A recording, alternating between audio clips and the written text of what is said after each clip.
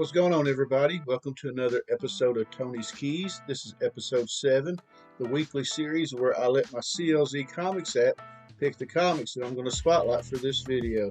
So let's roll the intro and we'll get right to it.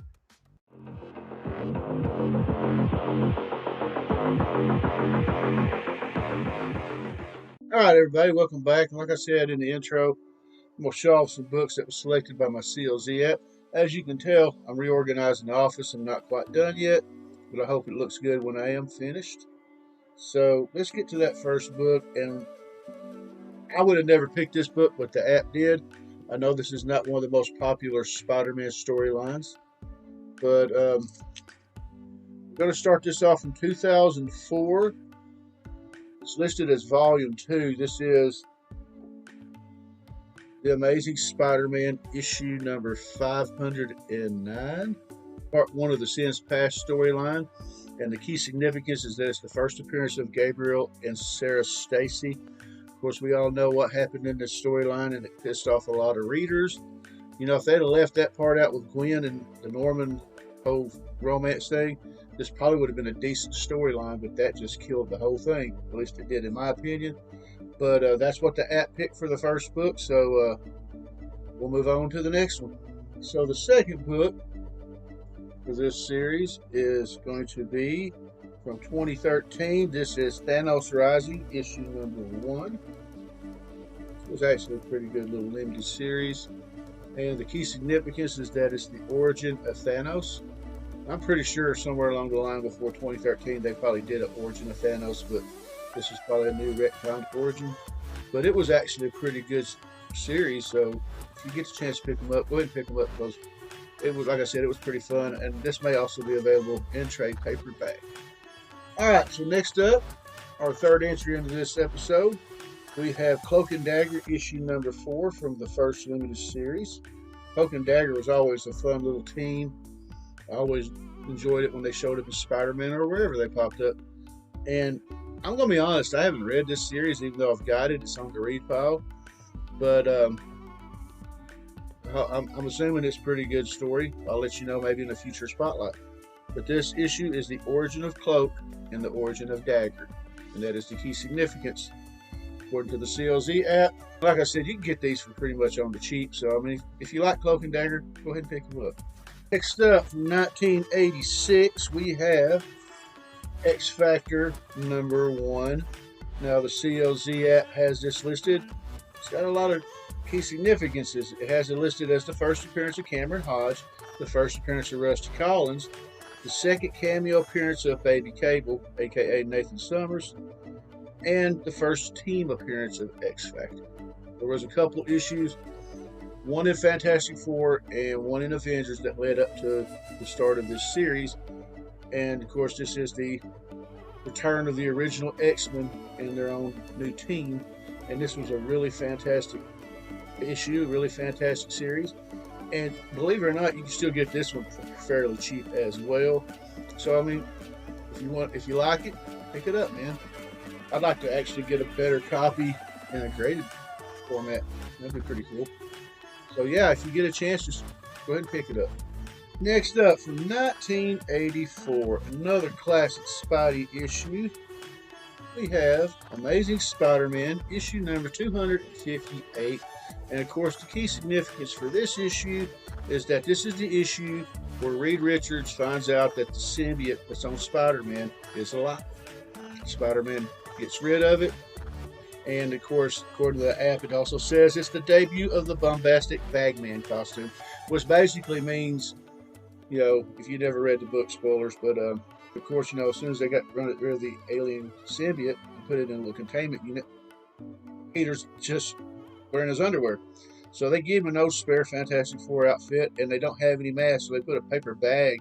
Human Torch puts a paper bag over him with a couple eyes pointed out, and of course, they're, you know, he ends up doing something heroic in the costume, and the press goes nuts, and they're like, "Are you petitioning to join the Fantastic Four?" Blah, blah, blah. And he gets away, and the last panel you see is him walking off on top of a building with a kick me sign on his back, which was actually pretty cool. But yeah, this is another one of those key books. This was the last part of what they called the Alien Symbiote storyline, and it was a fun read, and I encourage you to pick it up. Here we go. Another episode, another Spawn book. 2022. This is Spawn issue number 325. And this is the first cameo appearance of the Forsaken. I've said it before, I'll say it again. Spawn is one of those series where I said every time I get one or something that's killing children, I'm a happy guy. So I'm always going to tell you, for $2.99 an issue, you definitely should be picking up Spawn, because it's the cheapest and best thing going. Alright, next up, from 1991, the last issue of the New Mutants. This is issue number 100. And the key significance of this issue is that it's the first team appearance of X-Force. Like I said, issue 100 wrapped up the New Mutants, and then they turned into the team X-Force led by Cable. This is the first print. Got a third print as well.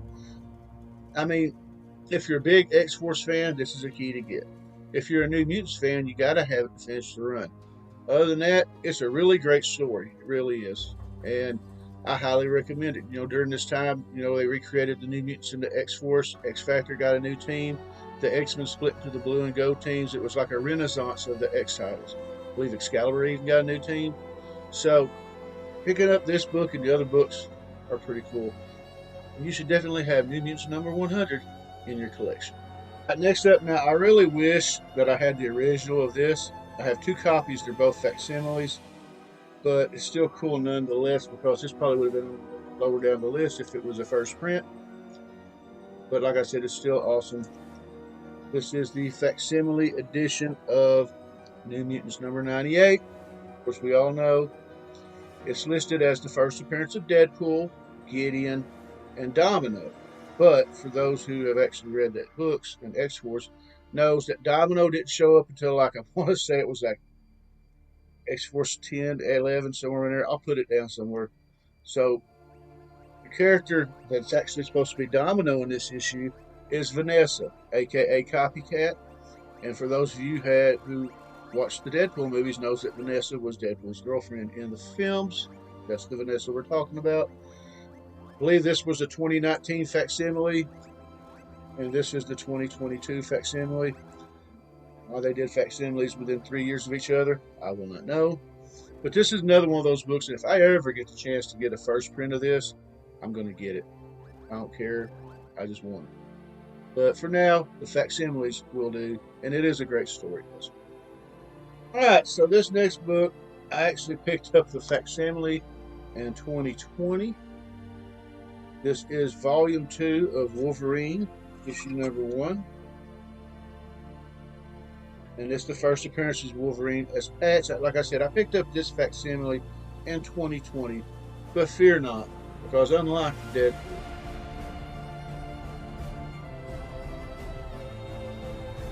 I actually had the first print of this. I just picked up the facsimile in case one of these days I decide to take this one and get it cleaned and pressed and ready. Just like this. Cool. The Wolverine series, I think that like the first 50, 70 issues of the original Volume 2 run of Wolverine are probably some of the best issues ever. Had some amazing art. A lot of them had like a picture on the back. And I know they're not cheap, but if you get a chance to get some of them, just pick them up. But this book has been on the rise lately because, you know, of course, Hugh Jackman's going to play Wolverine in Deadpool 3. So this book and the New Mutants 98 have kind of had some interest, as well as Dazzler for some swifty reason. But anyway, if you get a chance to pick it up, pick it up. I think you'll like it. From 1992. Now, I knew there was only a matter of time before we crossed paths with this book. On Volume 2, this is Superman, issue number 75. And of course, we all know that the key significance of this book is the death of Doomsday and the death of Superman. This is the newsstand copy, and in case you're wondering, yes, I do have a black bag copy. This one is actually still sealed. This is not the original copy that I bought when the book came out. I got this one off of eBay. I believe the original copy that I owned I gave to my buddy because it was opened up and it didn't have the poster, but it still had everything else in it. But man, when this book come out, good luck trying to find one. I remember when it come out, my comic book shop at the time, I tried to get 3 copies. I barely got one. But now you can find these floating around on eBay, still sealed for like 26 bucks. And I have actually toyed with the idea of opening up this bag after I get another one, after I get another sealed one. I'll open one of them up, get it pressed, and send it off for grading so I can have an actual slab copy of the Superman. Because you can't really see it, and I'll post it somewhere in here if I remember. But the cover of this one is a tombstone. It says, "Here lies the Man of Steel," or something like that. Here lies the world's greatest hero. I don't remember, but I'll post a picture of the actual cover. And of course, we all know the death of Superman was one of the most historic, monumental storylines that rolled out of the 90s. And a lot of people say that it may have actually might have been one of the things that started the comic crash of the 90s. I don't know whether it was, whether it wasn't. To me, it's irrelevant. I think the whole death, funeral, and return of Superman comics were some of the best stories written. I mean, the man was literally out of his own comic books for 2 years. So I think that was pretty good. And of course, we all knew he was going to come back. I mean, hell, it's Superman. It was their flagship, one of the flagship guys at the time. So you knew he was going to come back.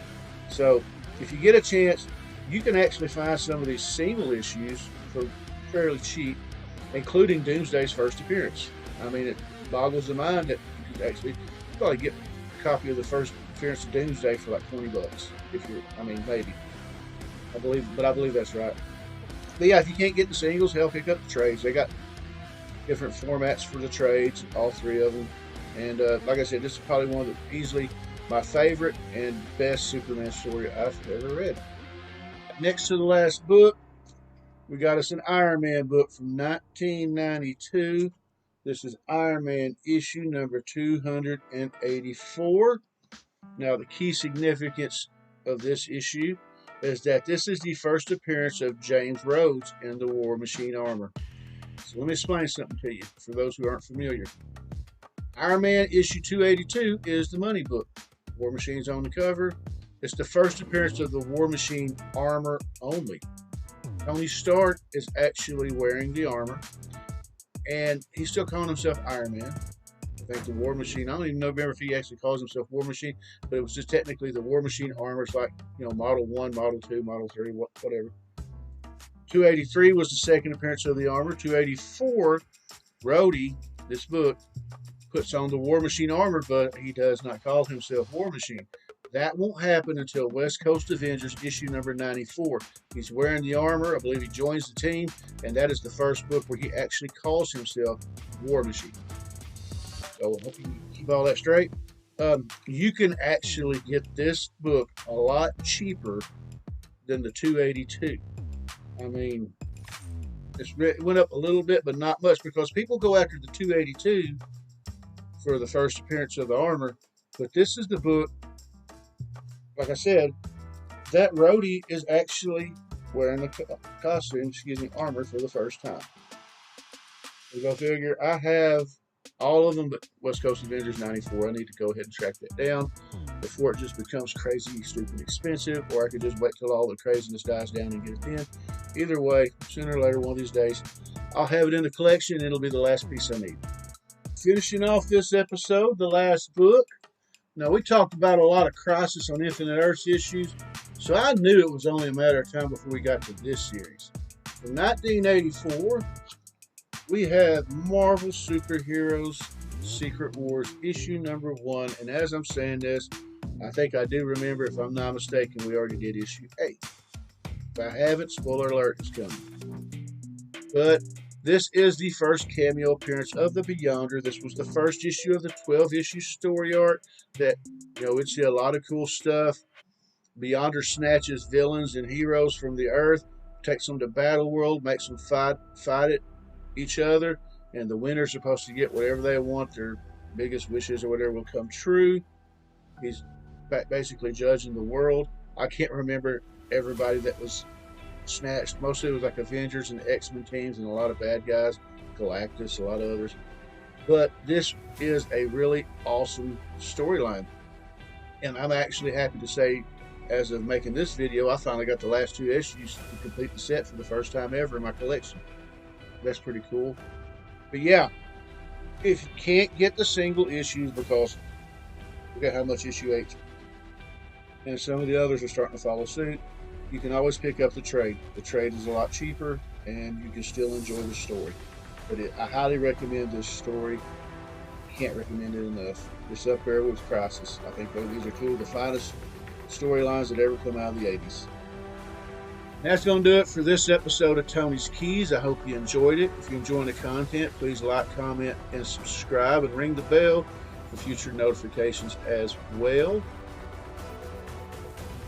And join us back here next week for episode 8 of Tony's Keys, where once again I'll let the CLZ app hit what I'm going to show off. So until then, everyone be safe, take care, and God bless.